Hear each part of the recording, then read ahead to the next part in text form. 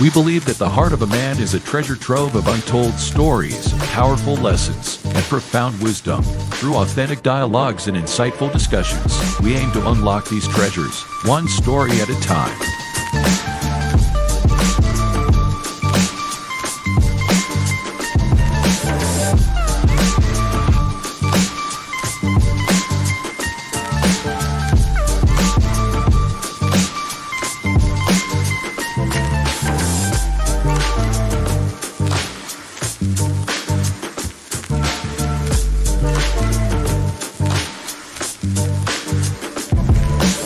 So, whether you're seeking guidance, inspiration, or simply a moment of reflection, you're in the right place. Get ready to be challenged, inspired, and transformed.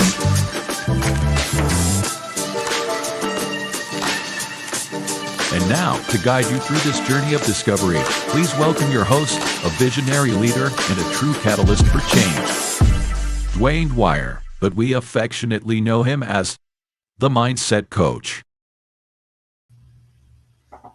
Good evening and welcome to this week's episode of the Hearts of Men podcast. We're your hosts for this evening's conversation. My name is Dwayne Dwyer, I go by the Mindset Coach, and I'm joined by my brothers, the Uncle Junior, the Consistency Coach, up here by my side, and below us, not literally below us, but just below us, is the brother, son of Timothy, the Available Man. Gentlemen, how are you doing on this beautiful Friday evening? Doing great. All things considered, doing great this evening. Happy to be here too. Yeah, I echo. I'm doing great. Can't complain, but this ain't the hour for that. So no, I'm joking. Can't complain, man. I'm here on Friday night with my brothers. Hoping that my other big brother is traveling safe, of course. But other than that, I'm here to rock. That's good, man. That's good. It is a joy to see you, gentlemen, in this new year. Everybody's alive and well. As always, look forward to sharing in conversation with you guys, just as well as sharing in conversation with what we tend to call the livest chat in social media. So if you are watching, regardless of where you're watching from, whether you're watching on Facebook, whether you're watching on LinkedIn, whether you're watching on Instagram, it doesn't really matter. YouTube, just make sure that you get into the comment section and just say hello. That way that we can acknowledge your presence, because we appreciate you being here. You can be any place else, but you chose to come and hung out. You chose to come and hang out with us on this Friday evening, and we do not take that lightly. So that being said, as always, good to see you and welcome to the show. The rebirth of Nick, Crystal Everett, Atlas Keys to Keys Realty, good to see you. His divine appointment, good to see you. Welcome, Miss Charlotte Jordan, as always, a pleasure to see you. Let's see, Miss Robin Brower, good to see you. Welcome to this evening's conversation. Yes, it's Maya, good to see you and welcome. And like I said, if there's anybody else out there, I missed you, but again, it's not intentional. Just charge it to my heart. Again, get in the chat. Let us know that you're comments. Let us know that you're here, because we appreciate you guys being here. What other admin notes do I need to go over before we get started? I don't have any. I don't have any. All right. So that being said, I'm ready for my close-up, Mr. Demir. All right. Have you ever asked yourself, why does it feel like no matter how hard I try, I keep waking up in the same life, facing the same struggles, fighting the same invisible battles year after year? Tonight on the Hearts of Men, the first episode of the new year, we're pulling back the curtain on a force so silent, it's been shaping your destiny without you even knowing. It's not your lack of effort. It's not your lack of faith. It's not even your circumstance. It's something far more insidious: mindset creep. Right now, science tells us that 95% of your thoughts, your choices, your very actions are not under your conscious control. 95%. Imagine that. It's like living your life on autopilot with an invisible hand staring you back to the same old patterns, the same old pains, the same old reality, no matter how desperately you want to break free. This is the secret saboteur, the silent assassin of your dreams. The reason you can read every book, pray every prayer, make every resolution, and still find yourself stuck in the same place. But here's the truth the world doesn't want you to know. The same unconscious force that's been working against you can become your greatest ally. As Dr. Wayne Dyer, I got to take my time when I say that, once said, you create your thoughts create your intentions, and your intentions create your reality. The Bible gave us a blueprint over 2,000 years ago by instructing us to renew our minds. Tonight, we're going to expose every hidden program running in your mind. We'll show you how to spot mindset creep the moment it strikes and how to turn it into the fuel to fuel your greatest transformation. Because life is not meant to be a stagnant cycle. It's a beautiful progressive journey, one where you're called to grow, to become the conscious creator of your reality. So, if you're tired of living the same year on repeat, if you're ready to break free from the invisible chains holding you back, if you're prepared to step into the extraordinary destiny that's waiting for you, stay with us. The next few minutes could change everything. Welcome to the Hearts of Men, where your opportunity to break free from mindset creep begins in 5, 4, 3, 2, 1. Let's go. All right. As always, we like to, you can bring me back down now. We like to always start off and, we like to kind of like make sure that everybody's on the same sheet of music. And so the first thing that I want to kind of expose to everybody is the concept of mindset creep. Now, mindset creep itself is a gradual, often unnoticed shift or expansion in our beliefs, attitudes, or self-concept over time. This process usually happens without your conscious awareness, causing you to either revert to old limiting patterns or to broaden what you consider a problem or limitation in your mindset. In other words, mindset creep is when your mental framework drifts, sometimes toward a greater self-doubt, sometimes toward over pathologizing normal experiences, despite your best efforts to change and grow. This phenomenon is driven by the brain's tendency to default to automatic habitual thinking, reinforced by cognitive biases and the brain's default mode network. When you're not intentionally renewing your mind, the patterns can quietly resurface, making it easy to slip back into what is familiar. Now, I want everybody to imagine this because I kind of like want to give a real quick example. Imagine you've committed to adopting a growth mindset, believing that you can improve your skills through effort and learning. At first, you are energized and optimistic, viewing setbacks as opportunities. But as time passes, challenges mount. You unconsciously start interpreting even minor mistakes as signs that you're not good enough, a belief you thought you left behind. Without realizing it, your mindset has crept back towards a more fixed, limiting perspective, and you find yourself stuck in the same old cycle of self-doubt. Now, it's interesting within ourselves. Have you guys ever heard of this or experienced it yourself? I personally have not until I saw the title. I've definitely heard of both of these words, but not together. So I'm definitely looking forward to how this conversation is going. Yeah. What about you, son of Timothy? Um, I don't. I've heard of the concept. I don't know as far as like the language used to describe it. I don't know if I've heard it this way, but I've heard of the concept Okay. before. Just in a different terms. Right. Gotcha. Okay, cool. Not a problem. For those of you who don't know, I have a project management background. That's kind of like how we got to this point. When you look at stuff like scope creep, it's when you have a scope of work, but then you start leaking outside of that scope of work and start doing other things as well. A little different in nature, but kind of along the same path. So we're going to start off real quick with the science of unconscious drift. Now, mindset creep happens because our brains default to automatic habitual patterns when we're not consciously directing our thoughts. I'll say that part again. When we're not consciously directing our thoughts, causing us to drift back to familiar mental territories. And again, an example is a man is literally what he thinks, his character being the complete sum of all his thoughts. James Allen. Now, if you've never read that book, it's a really good book, short read. It's called As a Man Thinketh by James Allen. Great book. Statistically speaking, 95% of our thoughts are repetitive and unconscious. Mindfulness practices can reduce this automatic thinking by up to 40%. Now, gentlemen, that being said, first question I have for you, and this is something that you may have to think outside the box a little bit, not assuming that you've ever experienced this, but when you catch yourself thinking the same old thoughts, what does that reveal about the gap between your desired identity and your current mental program? And I'll ask this question again, just to give you guys just a little bit more time to process it.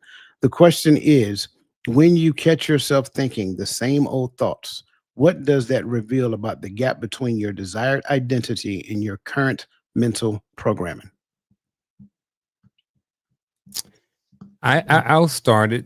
I will say when I think about this, one of the things that I think about is um how can I put it? Growth. And what I mean by that is I heard a long time ago that sometimes, especially when we're working on things, we at some point need to be tested to see if whatever we are working on, seeing if we're growing. So if I'm working on having conversations and trying to keep my mouth shut while Gaddy is talking to me versus interrupting and trying to respond instead of listening to what he says, the only way I'm going to know that I'm getting better at that is if I'm in conversations with people to see if I'm growing. Now, to the question, when you catch yourself thinking the same old thoughts, what does that reveal about the gap between your desired identity and your current mental programming? I think one of the things that it may reveal is that you may have some growth to do in certain areas if the old thoughts are negative and or it is something that you're working on. So again, if I'm working on a particular thing and then I keep thinking about whatever it is from the past, then it's revealing to me that hey, I may still have some work. If I experienced DV when I was young, with my spouse or something like that, and then every time I hear a loud bang or I hear a loud noise or my spouse raise their voice, I'm triggered or I'm alarmed or thinking about, hey, what happened back there? Or I'm thinking about these thoughts about, whatever. So I think sometimes just when you catch yourself just thinking about anything, that may be negative or from the past, it may just be an indicator that there may be something that may need to be addressed in your life. That's kind of my 2 cents. Whew. The same old thoughts. The gap. What does it say about the gap between desired identity and current mental program? It tells me that I am not actively engaged in preparing my mind to head towards that desired uh, identity. That's telling me that I'm still feeding my mind and feeding my brain the things of the man I'm trying to get rid of.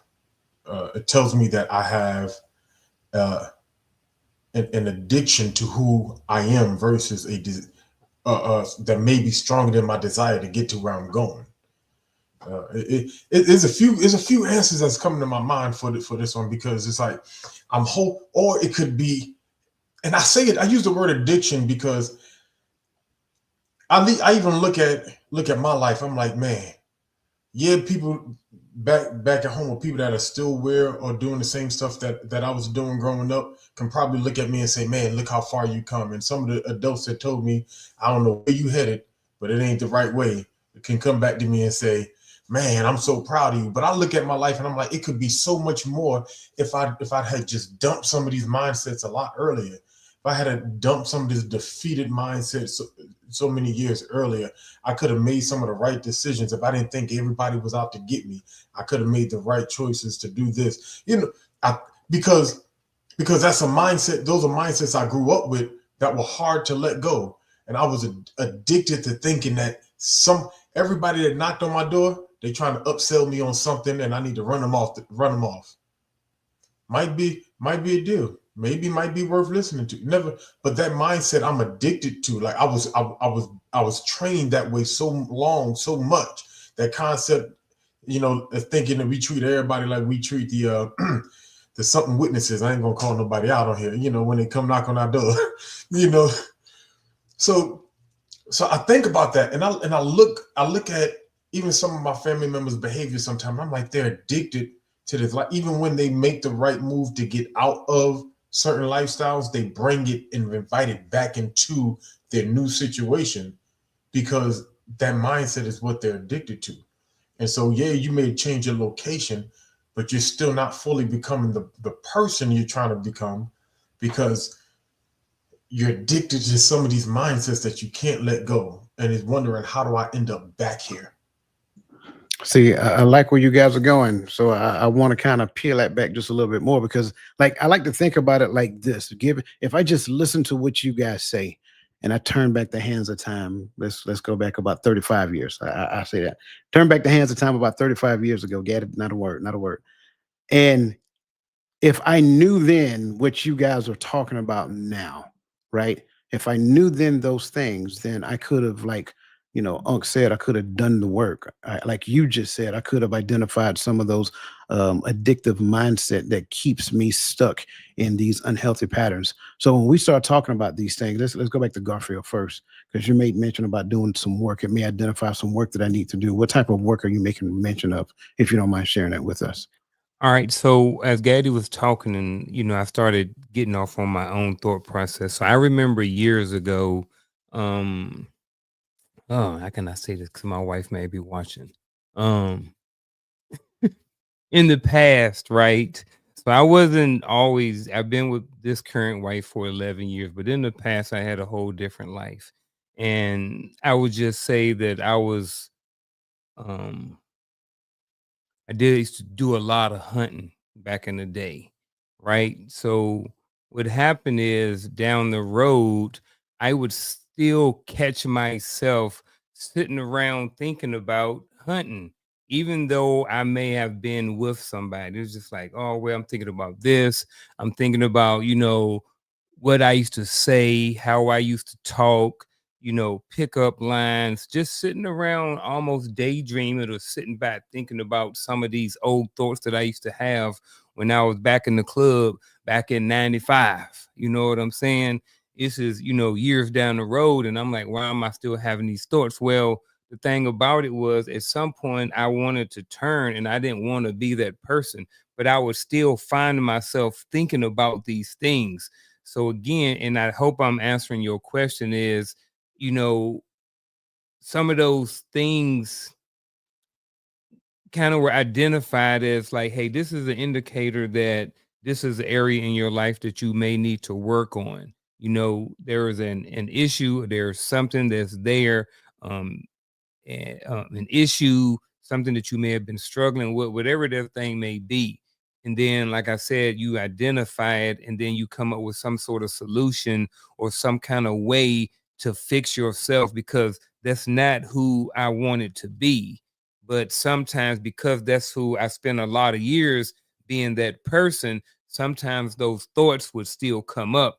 And then I would indulge just because I really wasn't paying attention. I may have just been sitting around. I may have been on a walk, and then just something may trigger me. Something may trigger a thought in my head, and then next thing you know, it's just going. So those are some of the things, and I hope I answered the question. If not, I'll spin back around. No, I like that. I like that. Let's kind of transition to Gaddy real quick because he made mention of some addictive mindsets, and Mhm. one can see the example that you gave as being an addictive mindset, especially for young men. When you look at TV, you look at videos and things of that nature, and they overpopularize and glamorize sex. Sex sells. We've heard that all before. So that by itself can be an addictive mindset. Gaddy, if you don't mind, kind of help us to understand some other addictive mindsets that that young men might be struggling with. Whew. And this one is a close to home mindset, right? And for me, or close to home conversation for me, because coming out of New York and going into the military, I had a street mindset. It was I had to always keep guard for everybody. Don't trust nobody. Everybody's out for a scheme, and everybody has a, you know, it's these things. Some of these things that we take with us from home. Whether it's environmental because of where you're from or just who raised you, right? or, there's certain things and behaviors and mindsets. So, and for me, that is hard. I could pinpoint quite a few of them based upon where I'm from, but dealing with upbringing and moving forward, because we're talking, this question to me sounds like we're moving forward into, trying to transition from where I'm at to where I'm going. And the problem, and I think some of the things that hold us back, yes, we talk about the I know it's a trigger word on here, so we talk about the corn, but remember, we always talk about, I gotta work 10 times harder and be 10 times smarter and be, that's a mindset that is hard to let go, that because of what I look like, everyone is going to hold me down and try to keep me from where I'm going. So these things sometimes build an exterior in us that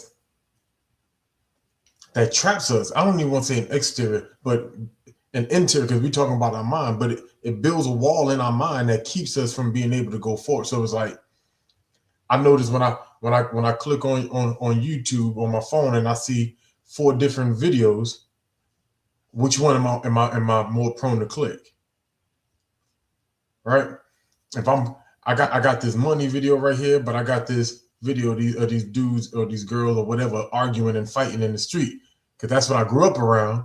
I'm like, let me see these crazy jokers fighting in the street. I click on that for entertainment value, but I could have been clicking on this one to elevate my finance, because I've been listening to this financial class on YouTube, or this investment class. I could have been doing this mindset video talking about breaking free from mindset creep, but I clicked on the video that was more entertaining. And so that's kind of like the concept I'm talking about when I talk about addictive behavior. It's just those things, and I think we all have it, and some of us just fight better, but it's those things that are just holding on to our coattail while we trying to move forward, that we should just leave back there. Yeah. I love it. Thank you guys for going into that, because I do not disagree with anything you said. As I'm looking at this question, I think I want to start. And for those of you who participate in Bible study, this is going to sound familiar. I want to kind of do the connection between the notion of like your thoughts and your identity, because when you may not realize it, but you have a concept of who you are. And in most cases, that concept was given to you. That concept was given to you a lot of times at a very young age, right? And then that concept kind of created your identity itself. So the concept came first, then the identity, then you have a posture.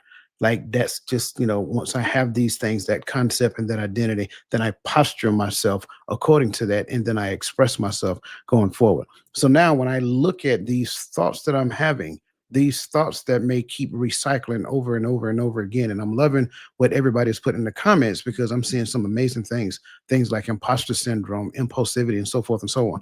Those things tend to stem from a aspect of my identity, how I see myself. And then the other aspect of it is how I believe other people see me. So esteem and all of that other great stuff.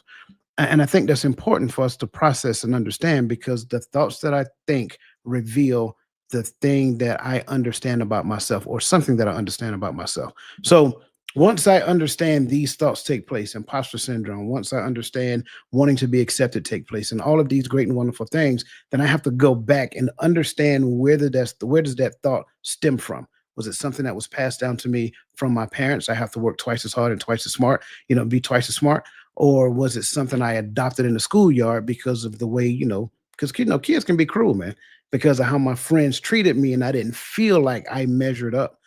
So all of those things could be in the place. And I think when we look at this question, it really is revealing. And I want everybody who is hearing this, I want them to kind of think about like the most unwanted dominant thought that you have, whether it is imposter syndrome, whether it is impulsivity, whether it is just wanting to be accepted, right? Or transition from the thought into the expression of yourself. And now I'm looking at blind spotting, the expression of yourself that somebody has revealed to you that you may not necessarily like. And then think into that and ask yourself, where does that come from? And I think you'll learn something more about yourself than what you were consciously aware of, because at the end of the day, I don't care who you are, your thoughts come from your concept of who you are, or your identity as you understand it to be. Any other thoughts, comments, or feedback based upon anything I just said? Yes. I think I have a question, and maybe in response to Queen V's comment. Um, it was when you catch yourself thinking the same thought, it means you have not moved on from the past, and you need to stop and think about why you cannot transform and need to move forward. So when I think about that, I'm thinking about that example that I gave about myself. So with that example that I'm saying that I spoke about earlier, if I spend if I was a certain way, let's say whatever many years ago, and then it's been, let's say, 6 years down the road, and I haven't really had any of these thoughts, and then something comes to me, and I spend 30 seconds or a minute dwelling on it, then I kind of come to and be like, yo, what the heck you thinking about, bro? This ain't you. Does you know what I mean? Does that mean that I have not moved on, or is that just something just comes with the territory, and that, you know, because it was an habit or an addiction or something in the past, that I'm always going to be confronted, or I'm always going to be triggered, or I may always have a small moment of, I don't necessarily want to say relapse, but when you talked about the 95% kind of being on autopilot, that's a lot of time for automatic thoughts to happen. So does that kind of mean, you know what I mean? Does that mean that I'm dwelling, that I haven't moved on, or does it just mean that for that time and space, that's just where I'm at? Because, even when I was having those thoughts, it wasn't like I was wanting to go out there and start hunting. It was just in the moment, like I said, I may be walking or doing something, and my mind just goes there for a short amount of time, a short period. So what do you think about that? Is that, you know what I'm saying? I think I asked the question twice, so I ain't gonna answer it again. There was I can't remember which rapper, but he was definitely a poet, and he just said there's levels to this. I think it was a battle or something. I think it was probably Nas said it in an interview, but they said there's levels to this, and I don't think that it's just like, because it's kind of like when I said I think we all have that thing that pulls at our coattails sometimes. I think it's not realistic to say every thought from my past will never come up again. You know, it did, and I believe that there's a thing called nostalgia. There's a smell. There's a view. There's Yeah. a feeling. A song come on when I'm riding in the car with the window down that brings back a memory, brings Yeah. back a thought. And so those thoughts come up because they're there. But I think we're talking more of when it's the thoughts that we can't let go of that are trapping us from where we're trying to go. And those are the things that are more habitual, not just that just comes up at the moment. Absolutely. That's why I said predominant. Your dominant thoughts, right? Okay. I have a I have a very interesting analogy that I tend to use. And it doesn't sound good, but that don't mean it's not right. A crackhead is always going to be a crackhead until they go back and face that environment and realize they no longer have the thirst for it. Just because I separate myself from the thing does not necessarily mean I'm delivered from the thing. It's just Mhm. means that I have not yet put myself back in that environment to be tempted by that thing. So when we look at these things, and I'm just going to use the example that you use, right? Um, the example that you gave is a very vivid example, and most young men can relate to that, right? That's where the analogy, what was the whole acronym about Adidas? All day long I think about sex. Yeah, that's where that came from. That's what we used to call it back then. And when you're younger, that's what you do. Like, you're plotting on it. I'm just gonna call a spade a spade. But at some point you make that transition, and it's no longer the all day long aspect of it.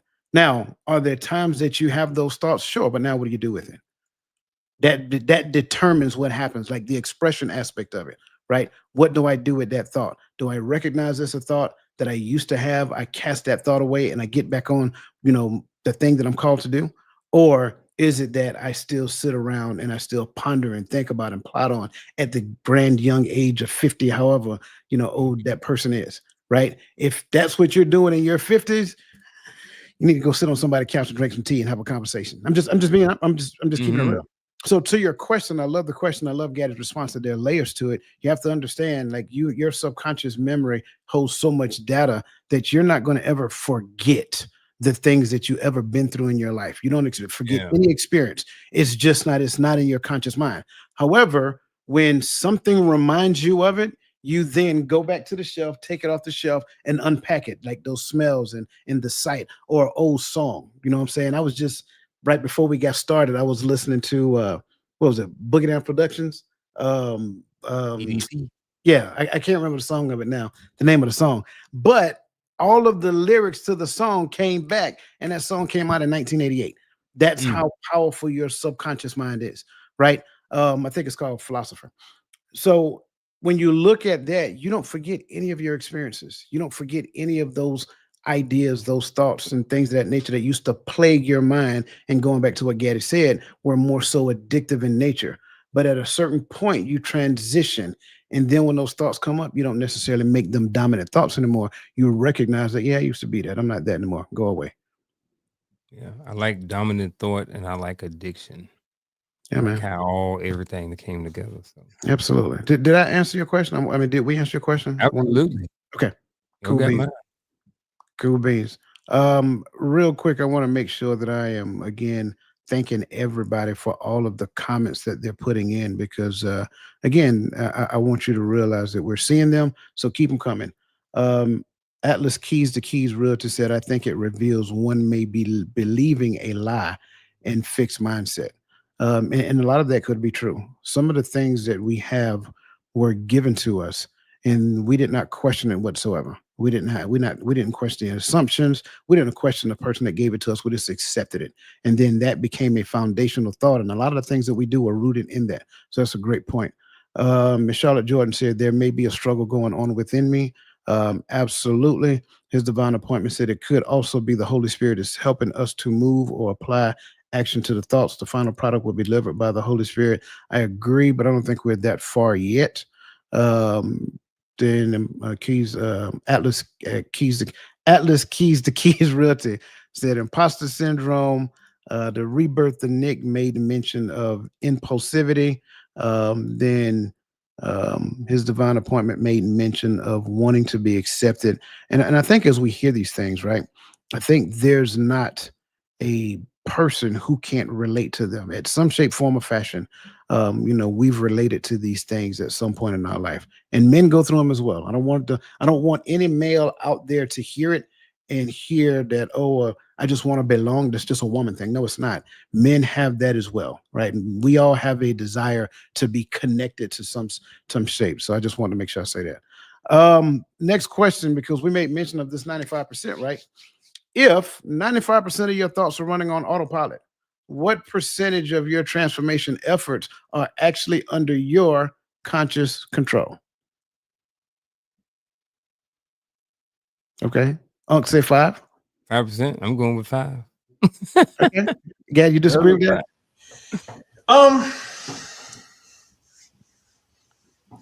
So can we bring it back up real quick? I see. Because it's the word of your transformation efforts are actually under your conscious control. I think if I am in the process of trying to transform myself, it starts with transforming my mind, right?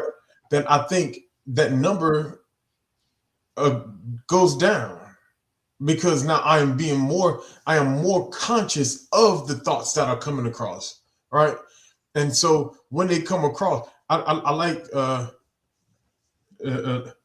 Keys to Keys, Atlas Keys to Keys Realty put in the comments a scripture that I had. I was trying to remember it too while I was saying it. It's a tongue twister, man. Second Corinthians 10:5. And and you don't have to, even if you don't read the entire verse, the beginning of it says, cast down imaginations, casting down thoughts, casting down, the things that are working in contrary to where you're going, right? And so it says, and every high thing that exalted itself against the knowledge of God. For some of us, like we talked about, sometimes it's that music. Sometimes it's our whatever our guilty pleasures are. Might be the books you like to read, the videos you like to watch. It might be the podcast you listen to. But if those things are taking me in the opposite direction of where my transformation is leading me, all right, according to the scripture, that's to the knowledge of God, I got to bring it into captivity. And so in doing that, I don't know what that number would be, but I think it decreases the number of or the percentage of the thoughts that are just running on autopilot, because now I am training myself to think differently, so that when my mind is on autopilot, the thoughts that come through my mind are not the same as they were yesterday. I hope that makes sense. Ooh, that boy is on to something, y'all. He's on to something. Garfield, I'm with you, bro. It seems like 5% is the obvious right answer from a mathematical standpoint. But in reality, the answer is 0. Because we're talking transformation, like Gaddy made mention of. And so remember, I got a 5%, like out of the 100% of mindset, conscious and subconscious, right? Out of the 5%, that's my conscious mindset. That's how I'm literally living my life. So sure, when you look at my subconscious, which is 95%, I do that on autopilot, and you guys know it. You guys drive to work all day and you pretty much take the same route. You know what I'm saying? You go to lunch, you might eat the same thing for lunch, hang out with the same people, whatever the case may be. You're subconsciously doing these things. You get up and walk, a particular way, direction in your house. You're probably doing the exact same thing. If you don't have a mailbox in your front yard, you got a mailbox down the street, you probably do it the exact same way, whether you want to walk and get your steps in or whether you want to get your little scooter and ride down there. However you go about doing it, we are absolutely, thank you, you took the words out of my mouth. I was just about to say that. We're absolutely creatures of habit. But we're talking transformation. It's a metamorphosis that is taking place. That's without my control. And in order for that to happen, it requires something on the outside to happen to me so that it now changes me to such a degree that now it's like, oh, okay, that makes sense. I know a lot of times we think about transformation and we think about, what do you call it? A caterpillar changing into a butterfly. That's a caterpillar with legs and wings. It didn't go through a transformation, it went through a transition. That's it. He got legs and he got wings, but it's still a caterpillar. He can walk and fly now. He ain't got to crawl. So I think when we look at this transformation, that's the thing that moves us into this aspect of a new creature, to where I don't even respond the same anymore. I don't even act the same. In fact, you look at me now, I may even walk and talk differently. This is kind of like how when you guys go back home after being gone for 10, 15, 20 years, and you see some of your old friends and they're like, man, you don't even act like you used to. That was 15, 20 years ago. You know how much outside influence that has happened to me since then? Like, surely there has been some change in me since then. So it's like, those are the things that, if somebody see it differently, by all means, say so. I'm 100% open to hearing that. I don't know. I said 5, and then I changed my answer to 100. But then, as just listening, it just makes me go deeper, or have more questions, and wanna understand more. So, what percent of transformation efforts are actually under your conscious control? It seems like the 5% at some point has control over the 95. Now, here's what I mean. I believe that at some point and this is, roll with me. I don't know how it's going to come out at the end, but I'm kind of talking through this thing. So if my 5%, if I'm just trying to be better, I'm trying to make the 95% better. So part of that 95% is,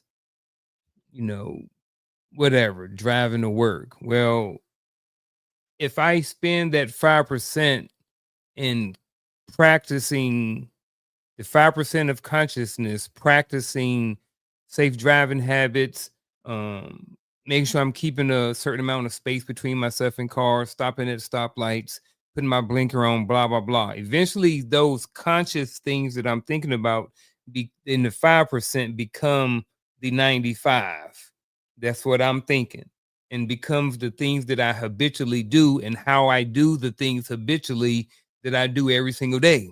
Like brush my teeth, take a shower, make the bed, all of the other things like that. So I think that where I'm thinking is the 5% eventually controls the 100% because it controls and dictates the other 95%. The conscious, I don't know where I'm going, but I'm somewhere in here, just like the 5%, the 95% is of habits are based off the 5% of the conscious things that we've been doing, and then those things transition over to the things that we do habitually and how well we do or how not well we do the things habitually. I don't know, but I don't know. I feel like, or I not feel like, I think that 5% of consciousness controls a lot of that 95%, how we operate in the 95. What do y'all like? Am I way off? Like, help Gad, you me want to out. go first? Huh? You want to go first? Because I'm ready. You ready? I'm ready. So if you want to go first, by all means, go ahead. Okay. Yeah. Really, it's the other way around. The 95% Okay. controls your 5%. Whatever. let's go all the way back because there's the thing that governs your belief. Right? Remember, I started talking about the concept, and what was given to you is the concept that you live your life, whatever the case may be. So now we're getting into this thing called belief. What I believe governs what I see and what I take in. So when I look at that, I can give you this book right now. I don't know if you guys can see that. I can give you the book right now. And you can read this book, and there are things that you cannot see in it simply because your subconscious mind governs what you see. Perception and perspective, and perception. So I literally cast my own jaded views on the world based upon my belief system, but I also sift everything that I see in through my own jaded perception, and I see what my subconscious tells me to see. Now, where does my subconscious get the information from? It's what I say. I call it the Yukon. If I go online right now and I start studying Yukons, I look for a 2026 Yukon. I want the stretch back. I want the stretch SUV. I want all the bells and whistles. I'm studying it. And then when I leave the house, my reticular activating system will say, hey, the human wants to see Yukons. So now as I'm driving down the street, it shows me every Yukon that I actually see, regardless of what I currently drive. It just shows, and that Yukon starts showing up. That's in essence the same thing. So now when I say I want to go read this book and I'm going to change who I am, sure, I'm going to get some information from it, but that's a transition because I'm slowly progressing in the direction of what I'm reading. But something on the outside is going to have to give me what I tend to call a defibrillator. It's going to have to shock me outside of what I currently know so I can be like, whoa, you got all that out of this book right here? Yes. Well, how did you get that? And I didn't get it because my mindset is different than your mindset. So I'm seeing things differently than how you see it.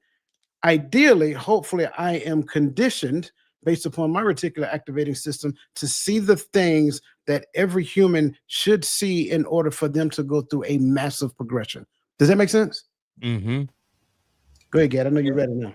I wish I had went first, so you could have just cleaned up what I said, because you just, everything that was in my head just sounded a lot better when it came out of your mouth. So no, but teamwork, bro. Teamwork makes the dream work. You think that's it? That's how it works. But I should have threw the assist because you up there throwing and behind the reverse. Now because you definitely hit the train your mind part that I was thinking about. But I didn't know how to, like when you said the 95 controls the 5, I wasn't thinking that. I was actually struggling with that when he said the 5 controls. I was struggling with that because I'm thinking like Coach, you brought up the driving 5 car space behind the car in front of you, but that was a training that took place for you to think that and then even with that, there's a personality trait that is trained in you to do that, because there's some jokers that get on the highway and have to get on your bumper. They can't breathe unless they're trying to run somebody off the road. New York, but that's the character trait that has trained their mindset to do that. And so, and I like the way you put it when you brought up the book, Coach, because you unlocked everything that I talk to people about when it comes to studying the scriptures. One of my biggest struggles that I had when you go to a new church, and I was in charge of it at one church, but when you go to a new church, they do what they call new members class, right? And in new members class, you could have been in church 30 years, but just because you moved and go to a new church, we got to teach you the doctrines of this church first. I'm training your mind on how to see what we need you to see when you open the scriptures. Mm. But when you read Isaiah and he asks, to whom shall he give knowledge and to whom shall he teach doctrines? He says that it is first those who wean off the milk. See, but we give the doctrine first and then we try to wean off the milk.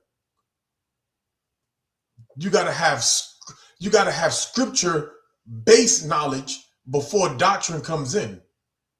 Because if I give you bad doctrine, but that's all you know is the bad doctrine I gave you, it subconsciously causes you to avoid a lot of things that are brought up in the scriptures. And when I tell people some things are written in the scripture, they like, that ain't in there.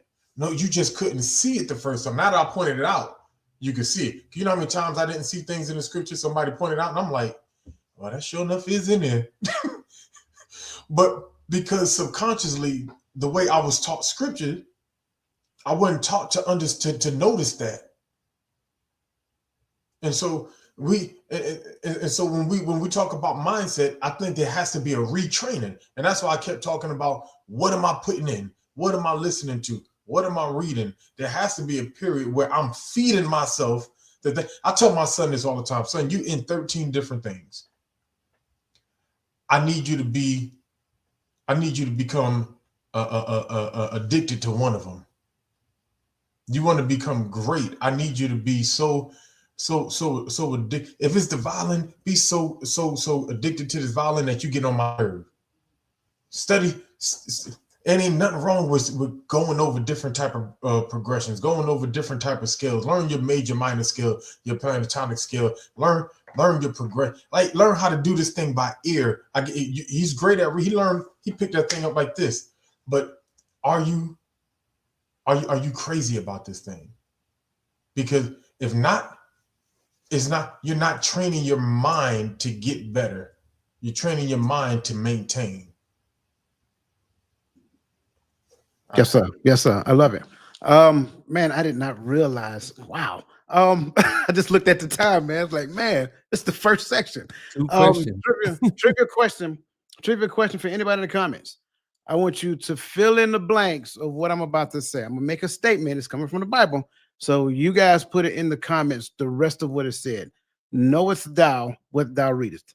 I'm gonna ask again. Knowest thou what thou readest? It goes perfectly in line with what we just got finished talking about. That being said, if you have not hit the like button already, hit the like button. Share it with somebody else who you think will benefit from it, because I think we're doing an awesome job on this conversation so far. So the next section is consciousness as the foundation of reality creation. Mindset creep is fundamentally a consciousness problem. When our awareness drops, we unconsciously return to old states of being that recreate familiar circumstances. Neville Goddard said, change your conception of yourself, and you will automatically change the world in which you live. Individuals with higher trait mindfulness demonstrate 60% less default mode network activity and 35% greater functional connectivity in attention networks. Gentlemen, that being said, If your external world is a mirror of your internal state, what is your current state of reality telling you about the level of consciousness you're actually operating from?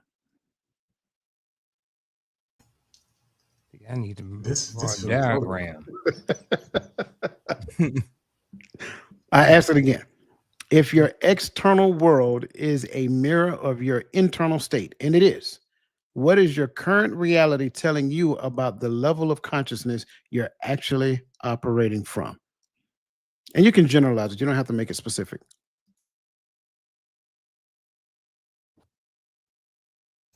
What is your current? It's this part right here.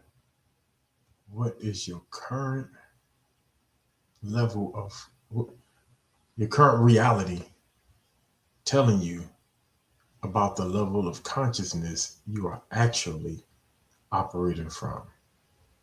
This Man, this feels loaded. But I'm gonna take a stab in the dark on this one. I do like the idea that my external world is a mirror of my internal state, right? Um, but my reality, and it, and I think it's different for every person, right? Depending on your reality, right? If my reality looks like what I'm leaning for, if my goals are being checked off, um, then it's telling me that I'm working at a high level of consciousness because I am purposeful and intentional about my movement, about what I'm doing, about my behavior, about how I treat people or whatever the case may be. But I think when we're in that state to where there's no progression and everything just seems normal, because a part of me believes that a lot of us are striving for this ability to live in autopilot and be comfortable, right? Um, but I don't know if that. The more I read and study scripture, the more I believe that that's not it. It's like the being uncomfortable is the state that we should be in until we're transformed by Him to a new. Anyway, because that's where He said, "Come into my rest." So that's where we get that rest and that ease. But it tells me that I'm I'm I'm I'm I'm just on autopilot. I think when we just living every day is the same. We're not progressing. We're not trying. We're not moving forward. We're not trying to do new things. We're not trying to get better at something. I think like when I get to the point to where I'm retired, I'm gonna be reading the sources. Like, yeah, you know what I mean. I count disability as a retirement. I get that 100%. That's another retirement. So. So when I get there, like, what's next? All right, I'm gonna be reading dictionaries and thesaurus because I want to get my vocabulary better. I mean, I could do that. I could get my vocabulary better now. I'm not, but I'm just saying, like, when I get to that point to where the goal is no longer financial. The goal is now going to be mental, and and and and I don't know, education, but I have to get better and strive somewhere spiritually. What am I doing? I think when there's nothing to do, you're working in autopilot. I feel like I ran off a little bit. Man, I'm gonna take a jab at it. Let me read this question real quick. If your external world is a mirror of your internal state, what is your current reality telling you about the level of consciousness you're actually operating from? So I wrote down a couple of things. I wrote down a couple of questions, and I got some arrows and some squiggly marks written down here on my paper. Even got a little small diagram. Because I was trying to do look at the external and the mirror part. So I wanted to visualize it. So if my external world is a mirror of my internal state, that brings me, I can't help but to think about when the Bible talks about out of the abundance of the heart, the mouth speaks, right? So what's in us is what's going to come out. So what I got was, it kind of gives me when it comes to what is my current reality telling me about the level of consciousness I'm actually operating from, um, it one of the things I wrote down was how intentional am I being? Another thing I wrote down, what am I choosing? And then another thing I wrote down was that like this whole thing kind of gives me like a live report on exactly how I'm operating or even my level of consciousness. So if my external world is a mirror of I don't know, man, I think I'm getting myself jumbled up now. I think I had a way I was going with it. Then I think I started focusing too much on my notes. But I think I got halfway through and I got stuck. But I can't bring it home. I can't find a way to bring it home. It's like I have the thoughts there, but the ending won't come. Like, so I'll start with this and I'm probably going to repeat some of this, but you know, what's in us, what comes out, you know, and that's what's going to be mirrored to the world or whatever like that. So, and that's what they're going to see. And again, I think with doing that, it lets us consciously know where we're at in a sense, you know, in our overall life or where we are internally. And then I'm gonna stop right there because it won't come together. I get it, man. I get it. Um, But I need it to come together though. I'm gonna start off by saying you are where you are so that you can learn that you may grow. That's ultimately the answer. So when I am observing what my current level of consciousness is revealing to me in my reality, I don't look at it kind of going back to what Gaddy said. He said it just seems like people are looking for a place to become complacent and just nestle down and get comfortable. But in essence, what it's revealing to me, number one, is where I am, but it's also revealing to me the limitations that I'm imposing upon myself. And if I can understand it to be just that, then it also will reveal to me the gaps that I have in there as well. So, what does that really mean? That means that it's like I love watching like some of these mind-blowing movies like Limitless and Interstellar and Inception, like movies like that, because it really challenges the way that you think. And so a lot of the things that those movies have in common is that there was a place of consciousness that these people achieved, and it broadened where they were. Therefore, they can see more and see further. And that's ultimately what it is. So now, when I recognize what my current reality is revealing to me, it is revealing the limitations that I imposed upon myself. So now, going back to the question that I asked previously, and I think somebody actually put it in the chat about knowest thou what thou readest. Um, it now says, as he said, and he said, "How can I, except some man should guide me?" And he desired Philip that will come up and sit with him. And then continuing, from that point on, okay, Philip ran thither to him and heard him read the prophet Isaiah and said, "Understandest thou what thou readest?" So she put it backwards. That's okay. But so that's it. So now it means that this is where I'm limited at, but now it should help me to understand that I desire more. So now I have to open myself up so that someone can show me something outside of my current level of awareness. So now at that point, I can see more. I can see wider, I can see further, and I can see more. And I think that's the thing that, when it comes down to this question, that's the thing that should be helping us understand. Any other thoughts, concerns, considerations? I like that scripture because there comes a desire to before the help can come. Philip could run over there, and Philip can read, can tell him everything. But if there's no desire, he's not gonna receive anything. And so, yeah. I agree with you. How my mom come on here trolling me? Man, but hey, I was with you. That's why I was like, I felt like I was running on because I couldn't find Yeah, the landing site, couldn't man. land it. But I think Coach landed it for me because some of the stuff I talked about, it like kind of gives me like a live report, how intentional I am and like what am I choosing, all things that I'm kind of thinking about.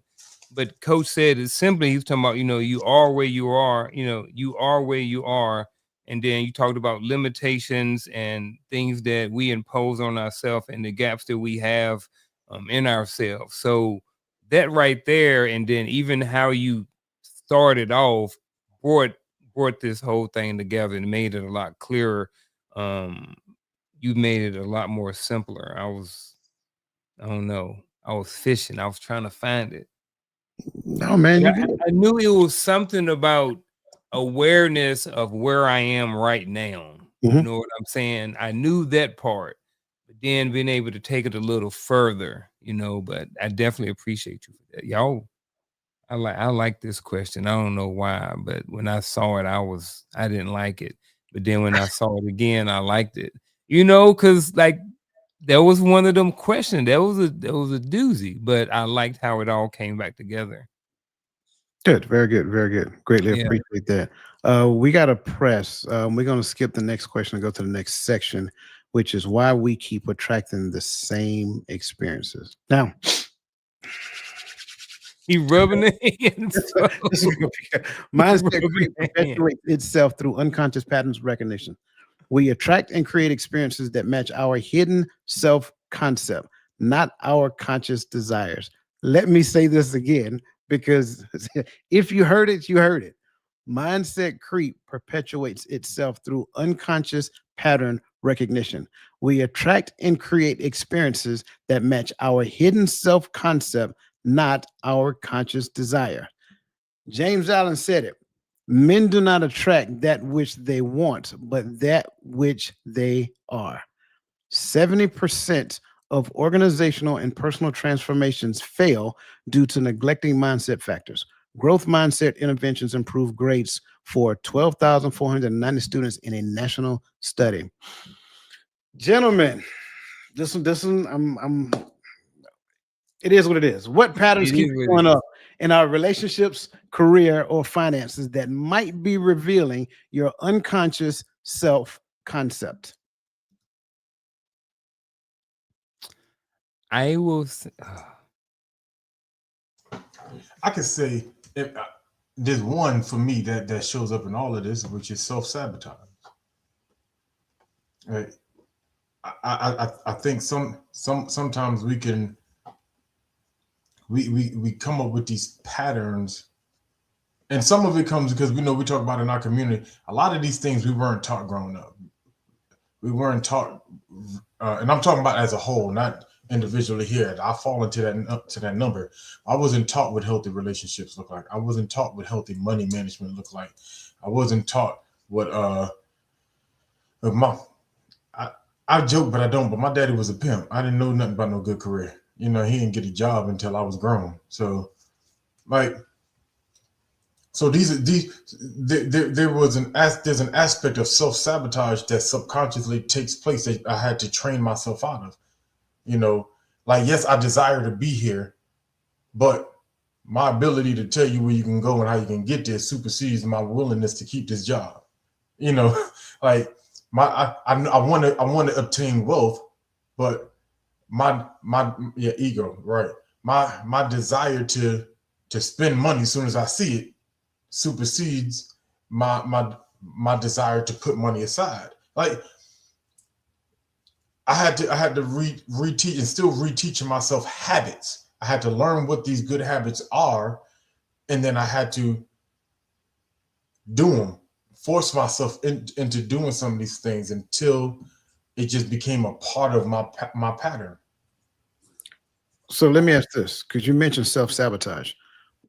And we just got finished talking about what does my current reality reveal about my subconscious level of awareness. So if I am self-sabotaging, what does that reveal about me? It sometimes can reveal that I'm afraid of growth. I only know how to exist, and I'm glad someone put it. Someone put in there. I saw it somewhere, or maybe it was last question, but they put in the not ego. It might have been on the last segment. Do you remember what it was? The imposter syndrome, Gotcha. right? Because I'm so used to operating here, and so Because I think I share with you. I said I think I still suffer with it sometimes. Even every time I get promoted, get put in a room with different people, I'll still be like, I don't belong here. But Hold up. Now I'm hearing something. Are you telling me that it's possible that I can have imposter syndrome in a relationship? yes, Okay. absolutely. I just wanted other people to hear it. And I think in any aspect of our life, we can have imposter syndrome. And sometimes I believe, and it's not about I don't have the education, or it's not about I don't have the experience. It's just sometimes it's like I come from this. Do I belong here? This is what I'm used to. I'm used to operating in this realm or in this frequency that I don't know what it looks like to get better. And so sometimes I turn down good opportunities just because I don't want to, I don't know if I know how to act in the progressive. I got to get this military government job because I don't know if I know how to act in this corporate. You get what I'm saying? Like, Oh, I do. but Yeah, I'm 100% on board. Let me get off. Uncle, what you got? Because I was about to go ahead. You about to let it loose, huh? I mean, you already ready for this because soon we went to this thing. The first thing you did, start rubbing them hands together. So, what patterns keep showing up in our relationships, career, or finances that might be revealing your unconscious self concept? So, I kind of wrote down one for all three of these, and then I started thinking about whether or not I could lump all three of these together into one category or to one term or something like that. So when I came down to the relationships, for some reason I went negative, and I think that, you know, whatever it may be, one of the things that it reveals about your unconscious self concept may be what you actually believe. So if some pattern keeps coming up in your relationship, it may be based off of what you believe when it comes to that relationship or whatever that thing may be. When it comes to the career, I wrote down the word expect or expectations.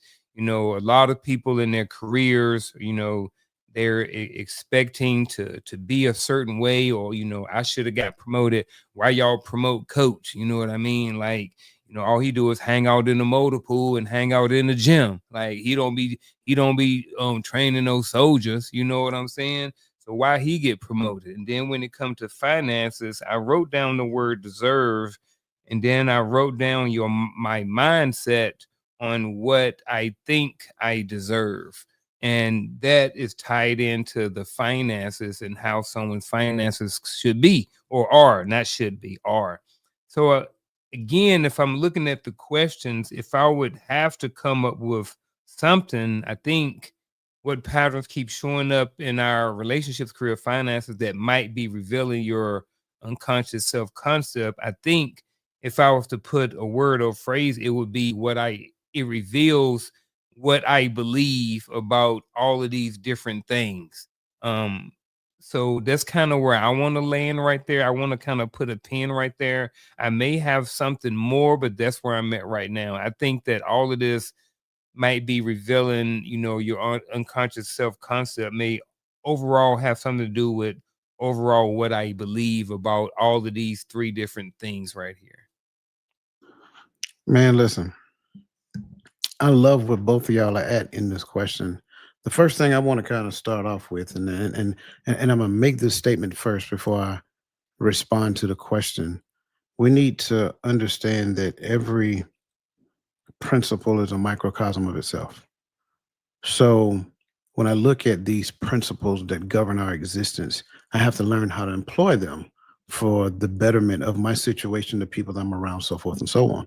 So when I understand what the law of sacrifice is, right?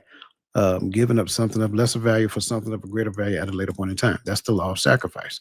Well, we can clearly see that when it comes down to finances. You invest in your retirement, at least so you think, because that's what you were told years ago. But the problem is that we did not incorporate other principles into that principle and recognize that the the factor that is used that governs all of it is time.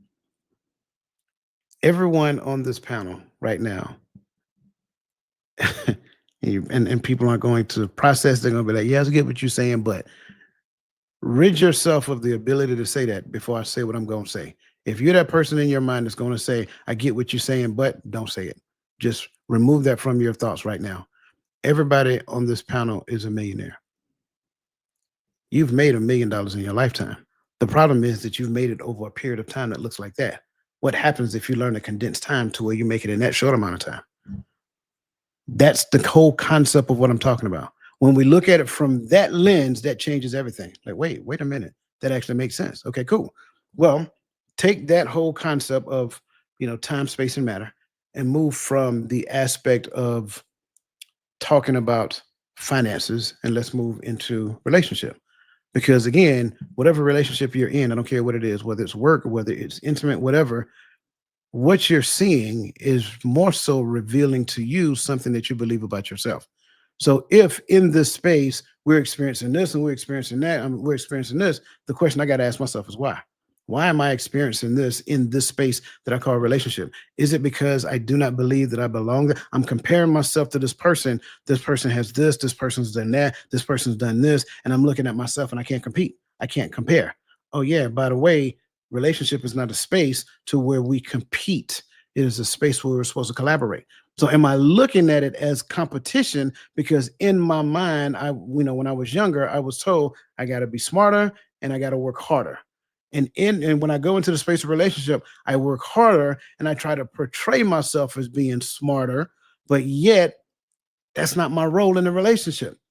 My role in the relationship is not to be smart. My role in the relationship is not to work hard. My role in the relationship is to collaborate. So when I can look at myself, when I can look at my situation and then recognize the aspect of my situation that I am projecting, then it's like, wait, that actually makes sense because every relationship is rooted in faith. And if we don't understand that, then the problem may not necessarily be the person that you're in relationship with. The problem might be is that you're not hoping for something more positive in the future because that's what faith is all about. Now, faith is the substance of things hoped for, the evidence of things not seen.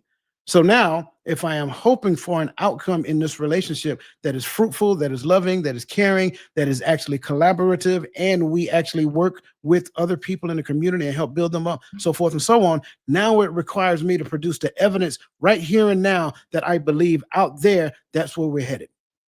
Now, how many times have anybody who ever been around talked to us about relationships in that capacity? Me, zero. Zero. And so when I go back and look at having a failed marriage, I can't blame that person. I got to look at me and say, you know what? I did not know that. No one ever taught me that. No one ever asked me, knowest thou what thou readest?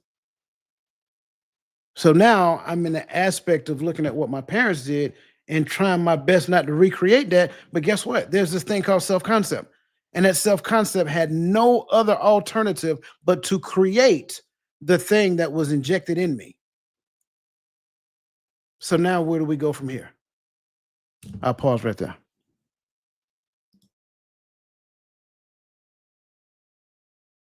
No, nothing? That wrapped it up for me. Yeah, that was the mic drop. It's I will say this and then we're going to move on because of the time. It is mind-numbing because y'all know me. I like to patrol the streets when I get bored. I'm just going to be honest with you. When I finally get the power down for the day and I get bored, I like to patrol the streets of social media and just listen to relationship conversations that take place. Man. That'll drain you enough to go to sleep. Man, it is debilitating. It's like I can't even put it in words. And then and then some of them have the audacity to say that they're coaching somebody and then stop it. Don't do that to somebody else's child. Go get some help before you infect somebody else. That's it. And I say that for and I don't mean that in a harsh or disrespectful manner. Do better. That's just it. Do better before you call yourself trying to teach what you don't know. That's just it in a nutshell. Again, greatly appreciate everybody in the comment section. I love what you guys are putting there. Good to see you, Elnita. Welcome as always. I think I seen Chosen One earlier. Again, you guys are awesome. Keep them coming, right? We're loving all the comments. Make sure you hit that like button as well. We need to move on. We need to move on. Let's move on to why trying harder often makes things worse. Why trying harder often make things worse. The more forcefully we try to change the external without addressing consciousness, the stronger our mental elastic band snaps us back to our original state, creating a transformation paradox. Wallace D. Waddles stated, whatever you habitually think yourself to be, that you are. You must form now a greater and better habit. You must form a conception of yourself as a being of limitless power. Interesting enough, consistent mindfulness practices reduce automatic thinking patterns by 40% and increase cortical thickness in areas related to attention and emotional regulation. So the more consistent I have a thought, the more thicker the neural pathway becomes, creating it into a habit. Now, that said, how might our efforts to fix our external life actually be reinforcing the very identity that created those circumstances in the first place?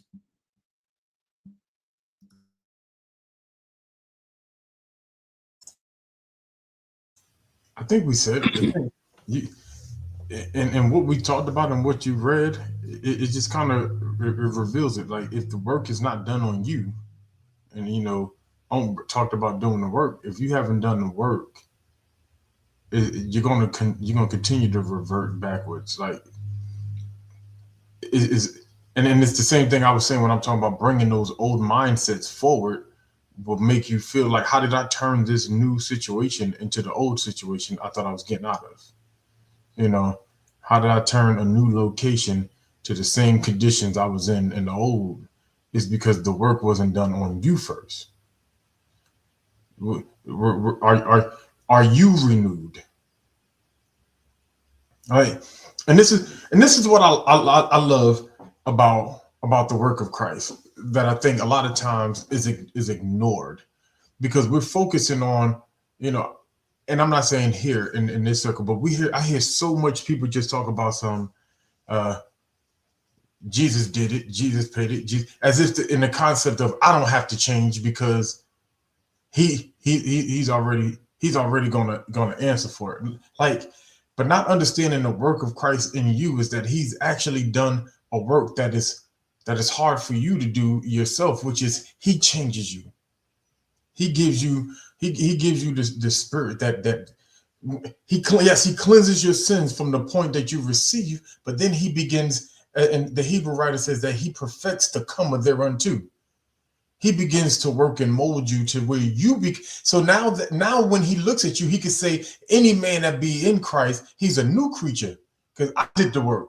I know what he looked like. I put him on the potter's wheel, and I begin to mold him. And so we don't. I think I cannot stand preaching that preaches and teaches that you're going to remain the same hot mess, but say Jesus paid it. Yeah, he paid it, and then he changed you. He did a work. That's the sanctification. We stick on justification, but we never talk about sanctification. And so the sanctification comes. That's when the be and the do meet. When you brought yourself to him, and he sanctifies you. Ooh. Can I add just one little snippet? Like I love everything you said, but and I'm not saying anything you said is wrong, right? But I have a different way of saying the exact same thing you just said. You said that's where the be and the do meets. I would say before I had a renewed mind, I did it the way I best understood I can do it through my level of consciousness. But once he got in me and start doing the work, because the Bible says it is God who worketh in you to will and to do of his good pleasure. So at that point, that's where the be produces the do, not me practicing the same thing I used to do, but now the thing that I do comes from the seat of the be.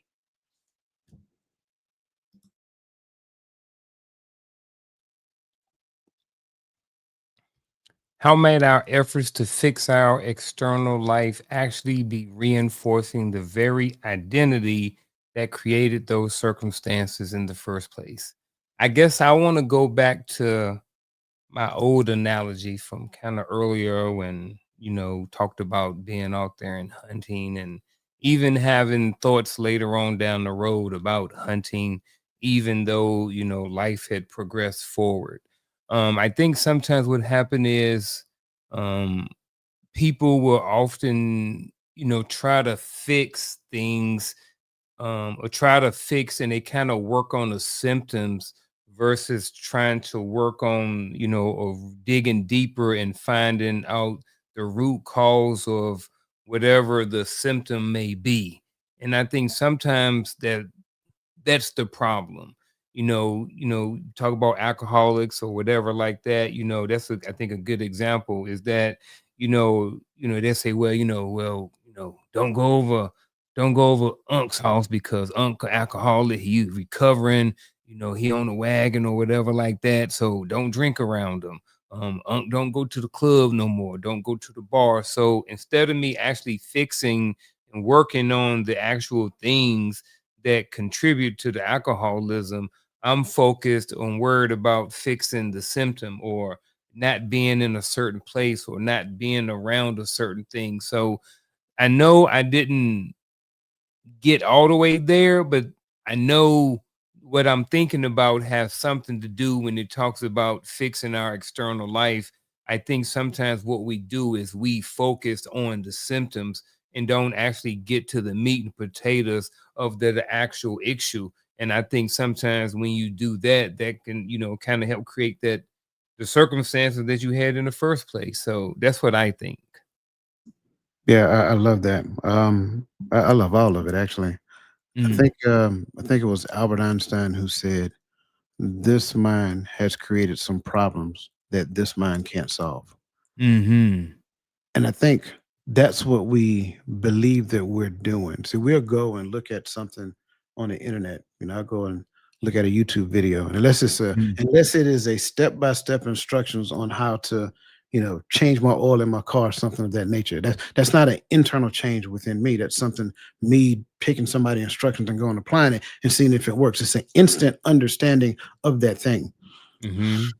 But when it comes down to fixing something that's internal within me, it's very hard to go and take somebody else's instructions and apply them and then without no type of interaction with that person think that it's going to work, because the only thing I'm going to do, again, perception, jaded lens, as I take it in, my jaded lens okay, I say it like this: y'all ain't never got no instructions and say, yeah, I don't need that. I got 7 screws in here, I can do this Yep. in 4. You ain't never done that. Exactly. Everybody who's ever got something and put it together, you had some leftover screws. You be like, where them screws come from? Oh, well, it's together now. We'll ride it till the wheels fall off. Yeah, the same thing you do in your life. And the issue is the mindset that you currently have created your current reality. And when you believe that you are going to fix it, those thick neural pathways that I talked about show up. And it feels very uncomfortable, very frustrating. You will even get angry, and then you say, "You know what? I'll do this later." And you get mad. You feel a very heightened sense of anxiety, and all of that stuff exists because, and somebody put it in the chat earlier, in the comments earlier, your ego say, "Hey, wait a minute, we got this deal, me and you. We in this together.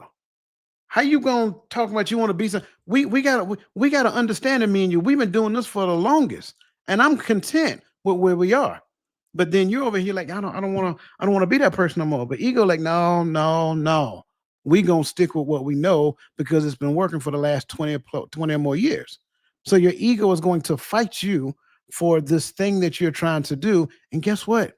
Unfortunately for you, your ego is going to win. It may not win 100% of it, but 95% is success. All it's trying to do is get you to quit doing the thing that you're currently doing. And here's the funny part about it. Look at what time of year it is. Do we see that happening every year right around this time? Gym memberships go through the roof. But wait about February. They'll go away. Oh, well, I got tired. I got a little, I did enough. I did enough. Yeah, ego won. The same thing. If you can see it in your physical behavior, that is enough evidence for you to recognize that, hey, I need some help. This is a lot more challenging than what I thought it was. And lo and behold, don't talk about what Gad was talking about previously. Don't talk about renewing your mind. Don't talk about overcoming the things that kept you stagnant for all of these years because you're trying to live according to his will, and you are still struggling trying to figure out what his will is, not just in general, but for your life. Because those two things matter. You just can't say, oh, well, I got what his will is and I'm good. No, because you need to understand what his will is for your life as well, because that's how you specifically get the opportunity to participate in his will. He has put an aspect of himself in each and every last one of us. He just didn't put the same aspect in us. So now it's your responsibility to figure out what that is. That's part of the dilemma. That's part of the struggle. And and let's be honest, your flesh like doing this. Your flesh like, hunting and, shopping and doing all these other things. So I'm just saying, that's just kind of like my thoughts there, man. Any other any other thoughts you want to add to it? Somebody go relieve Victor of his rights. Welcome in, Victor. No, welcome out. Welcome out. Any other thoughts? Good part. Any other thoughts pertaining to this? Not. I'm going back and look at it. No, I like that. I think sometimes it can be challenging to kind of fix stuff. And I think one of the things, when it comes to just fixing anything in general is just the awareness that there's something that needs to be fixed.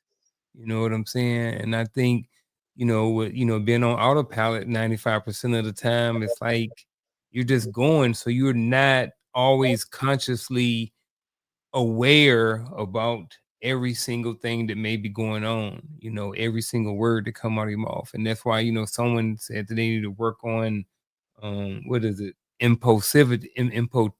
Impulsivity. There you go. Appreciate it. I knew somebody was gonna hook me up. I was up there trying to find it. I don't know why I'm looking up there. The answer ain't up there, but It was up there somewhere. yeah, it is. But it's like, I'll just leave it at that. Yeah. I love it.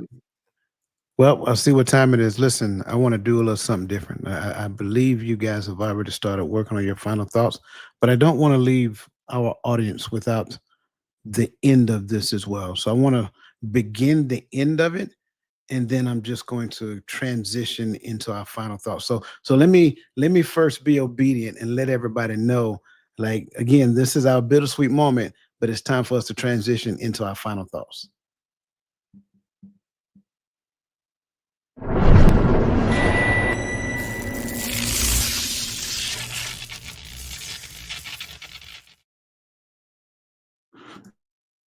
We're gonna do something different now, and you did good. You didn't do nothing wrong. So the last section is breaking the cycle through conscious identity shift, and I didn't share this with Nick. So like I said, you didn't do anything wrong. So breaking the cycle through conscious identity shift.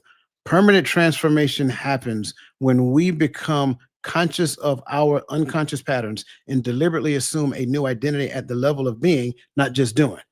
Listen, if you're listening to me, this is not easy. I'm going to tell you the God honest truth. If you really digest and process this right here, this is a lot more extensive than your conscious mind can ever understand just at this level. However, Napoleon Hill told us this. He said, whatever the mind can conceive and believe, it can achieve. Whatever the mind can conceive and believe, it can achieve.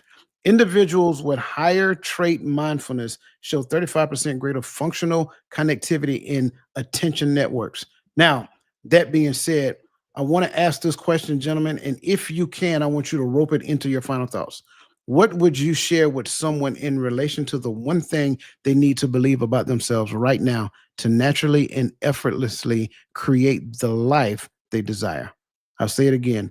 What would you share with someone in relation to the one thing they need to believe about themselves right now to naturally and effortlessly create the life they desire. Now, that being said, we're going to transition into, our individual main stages, and we're going to start off with the great Uncle Junior.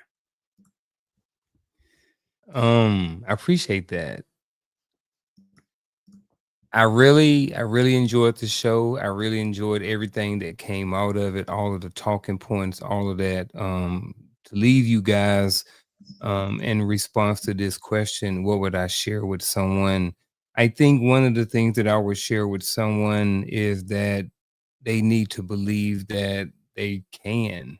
I think a lot of times when you talk to people and you say, hey, someone is thinking about making a transition or evolve and or get better in a specific area in their life, and then you may be having a conversation, and someone may say, well, hey, you should go out and do X, Y, and Z, or maybe you should get up at 4 o'clock, or maybe you should read an extra hour a day. And a lot of times what comes from that is some sort of hesitation. And I think sometimes the hesitation comes from the disbelief that they can achieve whatever it is that they are talking about, or that they may have said that they wanted to do. So someone may say, hey, I want to go and I want to lose 10 pounds. And then someone may say, hey, well, get up in the morning at 4 o'clock and just go for a walk. And they say, well, I can't get up at 4 o'clock. And I'm not saying you have to do those specific things, but I think what happens is there's that immediate hesitation. And then there's that thought process that says that I can't do that. And a lot of times I think that comes from the belief in their self, where they say, well, I can't get up at 4 o'clock. I don't get up to 8, So I think one of the things that I would say to somebody when it comes to one thing that I would share with someone in relation to one thing they need to believe about themselves right now to naturally and effortlessly create the life they desire is, number one, is believe, like really believe that you can achieve whatever it is thing that you said or you think that you may want to do. I think that's the big thing right there, because again, I don't think everybody who comes up with a goal automatically believes that they can do it. A lot of people 9 days ago wrote down and created vision boards and a lot of things, and then tomorrow statistically is January the 10th, and that's when a lot of people statistically stop, or they've already stopped, or like the last day of their New Year's resolution. So I think belief in that you can continue it for a certain amount of time is just the start. Again, there's goals and plans and all those other things, but that's another conversation for another day. But believing in yourself and believing that you can do something is the one thing that I would share with someone about all of this. So, and that's my final thought. Whew. And in response, the one thing you need to know about yourself is that the first mindset change you need is to believe that you can. I brought up a scripture that we talk about a lot more often than I'm used to talking about. But we brought it up on Friday or on Sunday, and he says, well, if you believe that there is one God, you have done well. But the addendum was, devils believe and tremble. All right, so the belief is the starting point. But now let's start to put in action.